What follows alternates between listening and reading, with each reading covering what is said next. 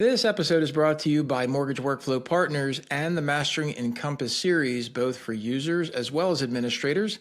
You can find out all the information about it over at masteringencompass.com. Also, if you'd like to check out what we're doing on YouTube, go ahead and subscribe to the channel using the @MasteringEncompass handle. And make sure you stay up to date on all the information, not just with podcasts, but also video content that we bring to you as often as possible. Now let's get on to the episode. Hi everyone, Larry Bailey here with Mortgage Workflow Partners, bringing you another weekly market update. This one happens to cover the week of April 14th, 2025 in review. Gang, we've had a lot of stuff happen this year. Obviously, the tariff uncertainty is impacting builders and retailers. We had Fed Chair Jerome Powell warning of a possible, quote, challenging scenario, close quote, on the horizon. Meanwhile, retail sales in March saw a boost from consumers making purchases before the tariffs took effect. At the same time, we saw home builders remaining cautious amid ongoing economic uncertainty. Here's the stories we're covering in this week's review. First story is Powell signals inflation is more important than labor. Remember, they have a dual impact. The next story is retail sales surge in March ahead of tariffs, people stockpiling, something I haven't heard really since COVID, where people are stockpiling because of something that is out of their control, so they're trying to retain control of prices. Next story is economic uncertainty dampening home builder sentiment. That's followed by the story about housing starts seeing their largest decline in a year.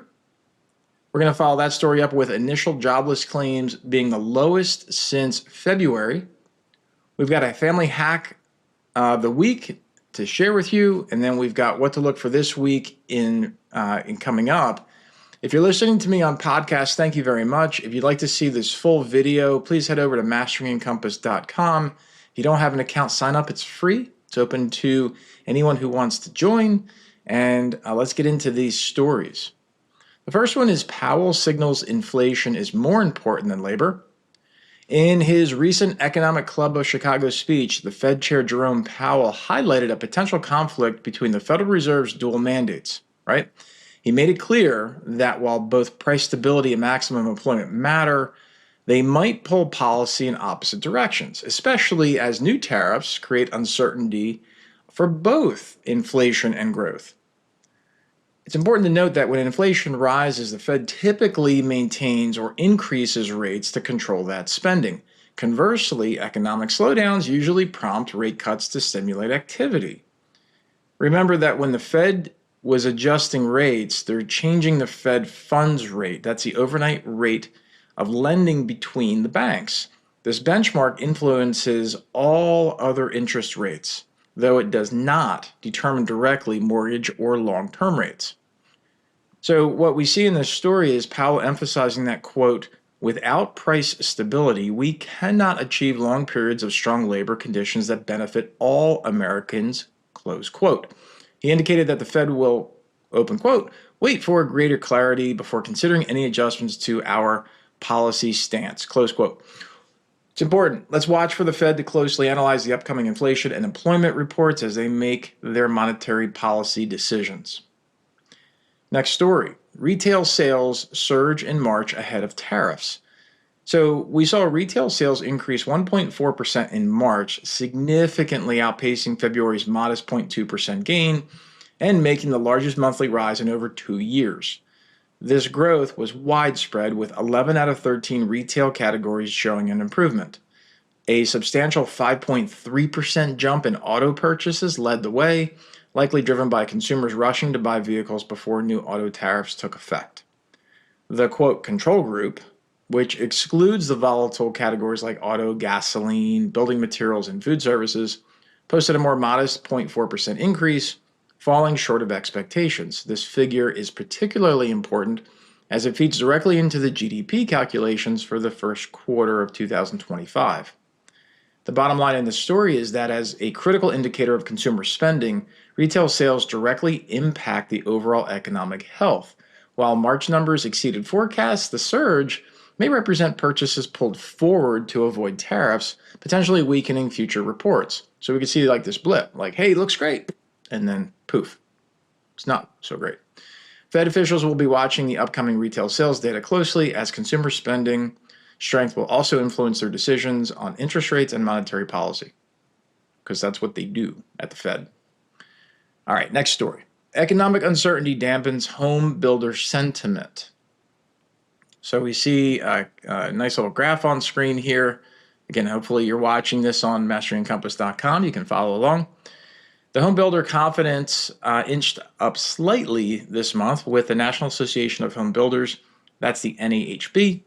That index rising just 1 point from 39 in 39 in March to 40 in April, forgetting what month we're in. This modest gain, however, keeps the sentiment firmly below the critical 50-point mark that separates both growth and contraction. Remember, anything above 50 is growth, anything below 50 is contraction. So when we look deeper at the data, there are three key components: buyer traffic, current sales, and sales expectations.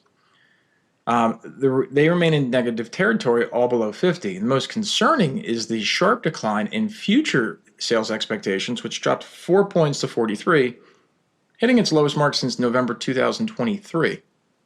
Bottom line here is, while the NAHB's chair, Buddy Hughes, attributes April's small confidence boost to recent mortgage rate decreases that stimulated some sales activity, the broader outlook, that remains challenging, according to Buddy.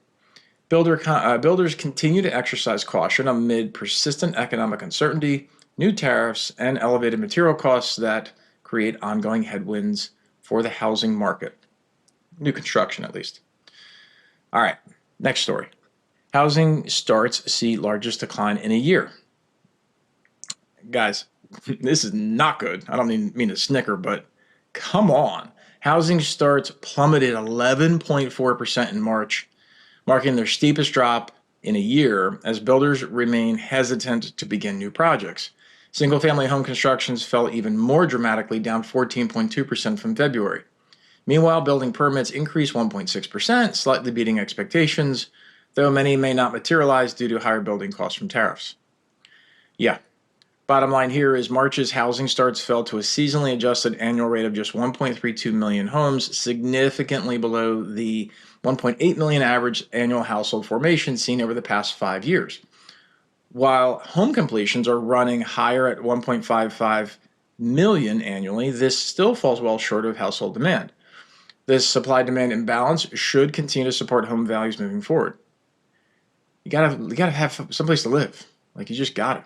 And so, yeah, I mean, I'm only snickering back at this story because the absurdity that these tariffs are creating in terms of these home builders. This is my own personal anecdote here, but when you're trying to build a home, like, homes take time to build. I don't care where you're building them. Even if you're in manufactured housing, you're building them in a warehouse somewhere, you still got to buy the material.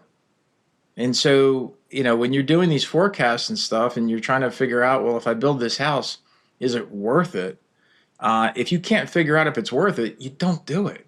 Like, why make a bet that could go bad, especially if you're a home builder and you've been straining your cash flow. If your cash flow is being strained, the last thing you do is take a gamble on a potential negative outcome. Not worth it to me as a business owner, and it's not worth it to builders either. These are smart people that understand how much materials can cost, especially if you go into contract now, and then you have to buy the materials later. It can be an absolute loser for any home builder. And so I feel for them, but we still have to have housing. So what's the plan? All right, I'll get off my soapbox now. Let's get into the next story. Initial jobless claims lowest since February. We see initial jobless claims dropping 9,000 to 215,000, reaching their lowest point since February and staying historically low. Meanwhile, continuing unemployment claims increased by 41,000 to 1.885 million. So here's the summary of this story. New unemployment filings have been subdued in recent weeks, likely because many companies are adopting a cautious, quote, wait and see approach amid economic uncertainty. However, continuing claims have consistently stayed above 1.8 million since last June. It's going to be a year. We're going to blow past this 100% past June. I hope I'm wrong, but I'm not going to be. This indicates longer job searches for unemployed workers, with many individuals now exhausting their 26-week benefit period. These persistently high continuing claim numbers are also signaling underlying weaknesses in the labor market, and generally slower hiring pace. Yeah. All right, family hack of the week. In celebration of National Picnic Day.